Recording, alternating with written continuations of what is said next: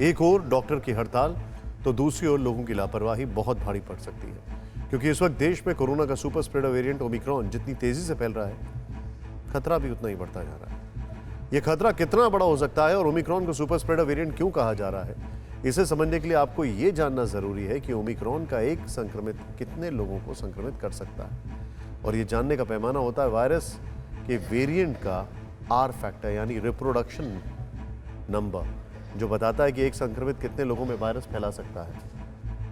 Corona के original strain से संक्रमित एक व्यक्ति 3 लोगों को संक्रमित करता था, फिर अल्फा वेरिएंट आया तो यह आंकड़ा बढ़कर 5 हो गया, डेल्टा वेरिएंट में 7 हो गया। ओमिक्रॉन का आर फैक्टर डेल्टा से 5 गुना ज्यादा है। इससे संक्रमित एक शख्स 35 लोगों को संक्रमित कर रहा है, 1 से 35। यही वजह है कि ओमिक्रॉन सिर्फ 35 दिन में दुनिया के 119 देशों में फैल चुका है, जिनमें भारत भी शामिल है। और भारत के लिए खतरा क्यों बढ़ रहा है, इसे समझने के लिए आप ओमिक्रॉन की वजह से अमेरिका और ब्रिटेन में आउट ऑफ कंट्रोल होते हालात की ये रिपोर्ट देखें।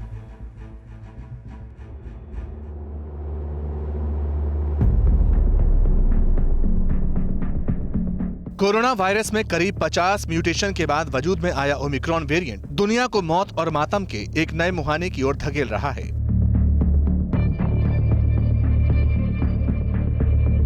एक बार फिर सांसों की इमरजेंसी का स्विच ऑन हो चुका है। फिर से संक्रमण के आंकड़े रिकॉर्ड तोड़ रहे हैं, फिर मरीजों से अस्पतालों में बेड भरने लगे हैं। विदेशों से कोरोना को लेकर, ओमिक्रॉन को लेकर जो रिपोर्ट आई है वो काफी डराने वाली है। इनमें सबसे पहला नाम ब्रिटेन का है। ब्रिटेन में 27 दिसंबर को 98,515 कोरोना के संक्रमित मिले। इनमें से करीब 46% यानी 45,307 लोगों के सैंपल में ओमिक्रॉन वेरिएंट की पुष्टि हुई। तेजी से ओमिक्रॉन संक्रमण फैलने की वजह से ब्रिटेन में हॉस्पिटल बेड भी भर रहे हैं। लंदन में एक हफ्ते में कोविड पेशेंट के हॉस्पिटलाइजेशन में 50% की बढ़ोतरी हुई है। इसके लिए ज्यादातर एक्सपर्ट्स क्रिसमस सेलिब्रेशन को जिम्मेदार बताते हैं और आगे न्यू ईयर सेलिब्रेशन के चलते हालात ज्यादा बिगड़ने की आशंका भी जता रहे हैं। Taking any further measures, of course, people should remain cautious as we approach New Year celebrations. We know that it spreads very rapidly. Omicron ने सुपर पावर अमेरिका के बीच सांसें फुला कर रख दी हैं, जहां बीते 6 दिनों से लगातार 2 लाख से ज्यादा केस सामने आ रहे हैं। 24 दिसंबर को तो यह आंकड़ा करीब 3 लाख पर पहुंच गया था और इन सब मामलों में 73% से ज्यादा लोग ओमिक्रॉन वेरिएंट से संक्रमित हुए।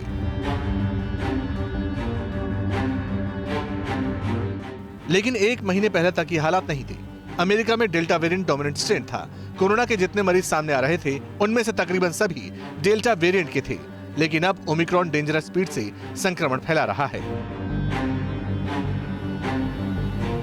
You're dealing with a virus that has an unprecedented capability of spreading extremely rapidly. We've really not seen anything like this before. It has a doubling time. We cannot take this lightly at all. सुना आपने? America ही नहीं, दुनिया के बहुत बड़े scientist doctor Fauci ने क्या कहा। ओमिक्रॉन को हल्के में मत लें, भले ही अभी तक इसके ज्यादा घातक नहीं होने की बात कही जा रही हो, क्योंकि इससे मौत का आंकड़ा काफी कम है, लेकिन संक्रमण की स्पीड डेंजरस है, जो लोगों को तेजी से बीमार बना सकती है। देश में ओमिक्रॉन अब तक 21 राज्यों में पैर पसार चुका है। 27 दिन पहले यानी 2 दिसंबर को भारत में ओमिक्रॉन के पहले 2 केस मिले थे। उसके बाद 17 दिसंबर तक ये संक्रमण का ने 100 का आंकड़ा छू लिया। 21 दिसंबर तक 200, 25 दिसंबर को 400 और 3 दिन बाद यानी 28 दिसंबर आते आते 600 के पार। और कई जगह अभी डिटेक्ट भी नहीं हो पाया, क्योंकि इसकी सीक्वेंसिंग में टाइम लगता है। फिक्र इसलिए भी बड़ी होती जा रही है क्योंकि जैसे जैसे ओमिक्रॉन पैर पसार रहा है, वैसे से वैसे संक्रमण का विस्फोट भी बढ़ता जा रहा है, खासतौर पर स्कूल कॉलेजों में, जिसकी वजह से सुपर स्प्रेड जैसे हालात बनने की आशंका जताई जा रही है। महाराष्ट्र के अहमदनगर में जवाहर नवोदय विद्यालय में 82 स्टूडेंट्स 82 संक्रमित हो गए हैं। 3 दिन में लगातार यहाँ स्टूडेंट्स पॉजिटिव मिल रहे हैं, इसीलिए यह आंकड़ा और बढ़ने की आशंका है। फिक्र वाली बात यह भी है कि संक्रमित स्टूडेंट्स की उम्र 10 से 15 साल के बीच में है। महाराष्ट्र के पुणे में भी 13 स्टूडेंट्स कोविड पॉजिटिव मिले हैं। छत्तीसगढ़ के रायगढ़ में भी 2 दिन में 23 स्टूडेंट्स कोरोना संक्रमित मिल चुके हैं। बताया जा रहा है कि इनमें से ज्यादातर में कोई भी लक्षण नहीं दिखाई दे रहा है, कुछ एक को ही सर्दी खांसी जैसे लक्षण दिख रहे हैं, इसलिए फिक्र और बड़ी हो गई है। क्योंकि ठंड के मौसम में ज़्यादातर लोगों को सर्दी खांसी की समस्या हो जाती है और इस वक्त बहुत से लोगों को होगी भी। लेकिन ये ओमिक्रॉन की वजह से है या नहीं, ये कैसे पता लगा जाएगा? तो आइए जानते हैं कोरोना के इस नए वेरिएंट के कुछ लक्षणों में जिनसे ओमिक्रॉन और आम सर्दी जुकाम में फर्क किया जा सकता है।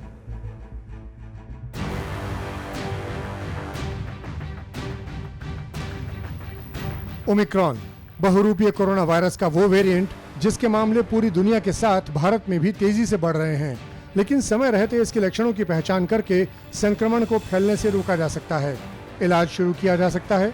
ओमिक्रॉन के लक्षण आमतौर पर सर्दी जुकाम जैसे पाए जा रहे हैं। ऐसे में सवाल ये है कि आखिर ओमिक्रॉन से संक्रमण और आम सर्दी खांसी में फर्क कैसे समझा जाए। इस वक्त ये इसलिए भी जरूरी हो जाता है क्योंकि ठंड का मौसम है और बहुत लोग सर्दी खांसी की समस्या से जूझ रहे हैं, लेकिन कुछ लक्षण ऐसे हैं जो अगर सर्दी खांसी के साथ हैं तो अलर्ट हो जाने की जरूरत है। अगर किसी को सर्दी खांसी है लेकिन उसके साथ बुखार और थकान भी है तो ये ओमिक्रॉन संक्रमण का संकेत हो सकता है। ये मैं कहूंगा कि अगर किसी का मौसमी सर्दी जुकाम है तो उसको नज़ला जुकाम खांसी जरूर रहेगी, पर उनको बुखार नहीं आता, शरीर में जो थकान की फीलिंग होती है वैसी नहीं होती। वो यूजुअली किसी को वायरल कोई भी इन्फेक्शन होने या कोविड का इन्फेक्शन या ओमिक्रॉन का स्ट्रेन की वजह से ही हो सकता है। तो अगर आपको सर्दी जुकाम है और बुखार के साथ शरीर में थकान ऐसी चीजें हैं तो आपको वायरस के इन्फेक्शन के बारे में जरूर सोचना चाहिए। ओमिक्रॉन को लेकर अब तक हुए आकलन के आधार पर उसे ज्यादा संक्रामक तो माना जा रहा है, लेकिन ज्यादा खतरनाक नहीं बताया जा रहा है। मगर इसका मतलब ये कतई नहीं है कि लापरवाही बरती जाए।